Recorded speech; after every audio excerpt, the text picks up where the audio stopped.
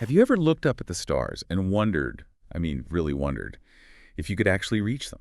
Or is that just, a dream we tell ourselves? For one person, that wasn't just a dream, it was more like a destination. Today, we're doing a deep dive into the absolutely incredible journey of NASA astronaut Jessica Meir. That's right. We're going to try and unpack her whole odyssey. We've looked at a bunch of different sources to pull out not just the facts, but maybe the surprising bits, the lessons learned along her path. From this tiny town in Maine all the way to the International Space Station. It's a story about what happens when intense passion meets really meticulous preparation. Yeah, and our mission today isn't just to list her achievements, which, let's be honest, are huge. We want to get into the why and the how. Why did she keep going? How did she navigate everything? Because her story, I think, tells us a lot about our own potential, Yeah. our resilience, and maybe the steps that can turn those big dreams into something real. Yeah. Okay, let's explore that. So let's start at the beginning. Try to picture this. A really small, pretty remote town in Maine. Winters there are long, dark in the night sky, just blazing with stars. That's where Jessica Meier's story kicks off. Her parents were immigrants, roots in Sweden and Israel. So her childhood was kind of steeped in these stories of resilience, of hope. And she was just powered by curiosity, loved being outdoors, always wanting to figure things out. Right. And what's really telling, I think, is that telescope she had. It wasn't just, pointed at the moon for fun. It was almost like an early symbol of her ambition, a tool connecting her to something much bigger. It really shows how a childhood interest can kind of plant the seeds for a lifelong quest, that first spark. And that spark definitely caught fire, that childhood curiosity. It turned into action pretty quick. She wasn't just watching, she was always asking why and how. Not just about the world around her, but about her own limits, too. And she started taking concrete steps early on. At just 13, she went to a youth-based camp at Purdue University, already heading in that direction. Then came the academic journey, and it was pretty impressive. Graduated magna cum laude, biology from Brown.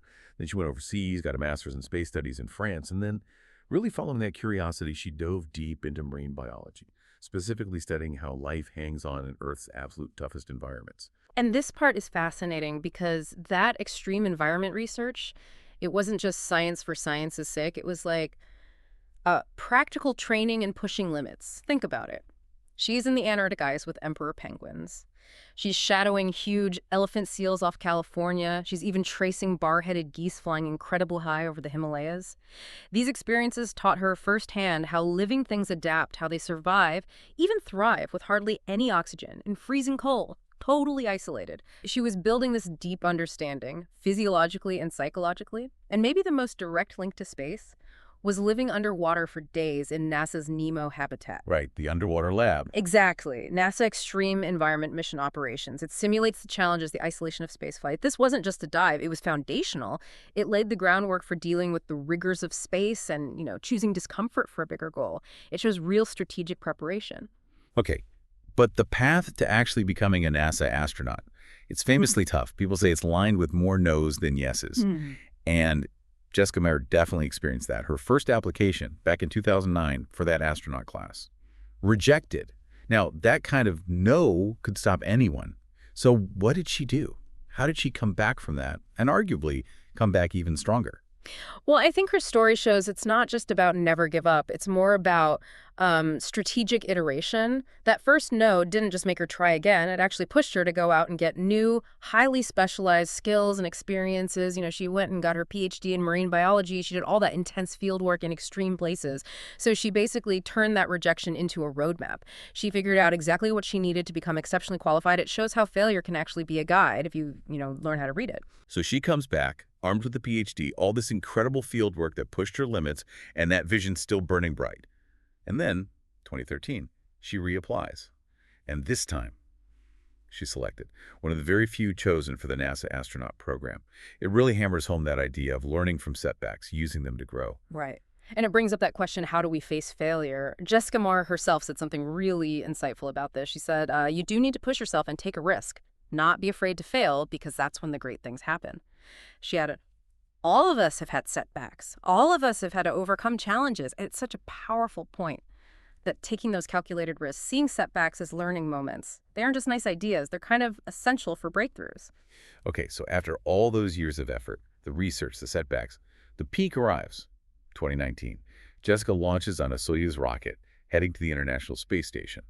And up there, orbiting Earth for 205 days, she makes history. She steps outside the station with fellow astronaut Christina Koch for the first ever all-woman spacewalk. Just incredible. Yeah, absolutely incredible. And if you connect that moment to the bigger picture, it wasn't just a technical achievement, though it was massive for space exploration. It was this powerful, undeniable message, a message to girls everywhere, to anyone who'd ever doubted, anyone told you don't belong here. It said loud and clear, the cosmos is for everyone. Every move they made out there with Earth hanging below. It became like hope made visible. It's amazing how one event can shift perspectives for so many. But spaceflight, especially long duration, it takes a toll. There's always that other side, right? Yep. The physical challenges bodies weaken, immune systems take a hit. And the isolation, that deep ache of being so far from home. And then there was this really poignant twist to her return. Her mission ended just as the world was entering the COVID-19 pandemic. So she comes back to Earth and basically goes straight into another kind of quarantine. The line between her isolation up there and the planet's collective isolation down here just blurred. It's a really striking parallel. It is striking, isn't it? I mean, an explorer returning to a home that felt almost as alien in its own way as the place she just left. It really makes you reflect on human adaptability, how we cope when our environment changes so drastically, whether you're orbiting Earth or just stuck at home. Her personal journey suddenly mirrored this global reality. It added this unexpected universal layer. And her impact, it definitely extends beyond just the mission itself. By breaking that ground, by refusing to let impossible define her path, she's helped change the conversation around women in STEM, yes, but also around representation generally, and just the sheer scale of human potential. Her story is now kind of a guide for anyone trying to navigate their own challenges, their own unknowns. Of course, like any major milestone, it wasn't without some debate, that all-woman spacewalk. Celebrated by most, but it also sparked discussions. Progress versus tradition, some questioning priorities. While supporters obviously saw it as a huge step forward. Right. It just shows that these moments aren't only about the event itself. They're about the possibilities they open up for other people. Absolutely. And her whole life story really reminds us that the journey, whether it's to the stars or towards any big goal, it's almost never a straight line. It's certainly not solitary. It's built from trying again and again, from dreams that feel fragile sometimes, but also really fervent, and just getting back up after the world says no. Each setback is maybe just a step, and each win opens up a new view. Like one source pointed out, her being up in space shows us that mostly anything is possible. As long as you try your best, then you can succeed. To try even harder, because there's always a good outcome. That really makes you think, doesn't it? What parts of your own life could use that kind of persistence, that strategic effort? So if we boil it down, what's the core takeaway from Jessica Meir's Odyssey? Maybe it's this. There are always going to be gates, thresholds, to new places, to our own potential. And sometimes they seem guarded by fear or rejection or just how daunting the journey looks. But those gates don't define us. It's how we prepare for them, how we walk up to them, maybe even how we push them open. That's what really shapes us. So the question becomes, for you listening, will you step forward even when you're not sure what's on the other side? Will you aim not just for the win, but for the growth, the wisdom, the kind of experience that leads to the real breakthroughs? Jessica Meir's journey shows there's still so much unexplored space out there, yes, but maybe more importantly, inside ourselves. Does hearing her story change how you view your own limits at all?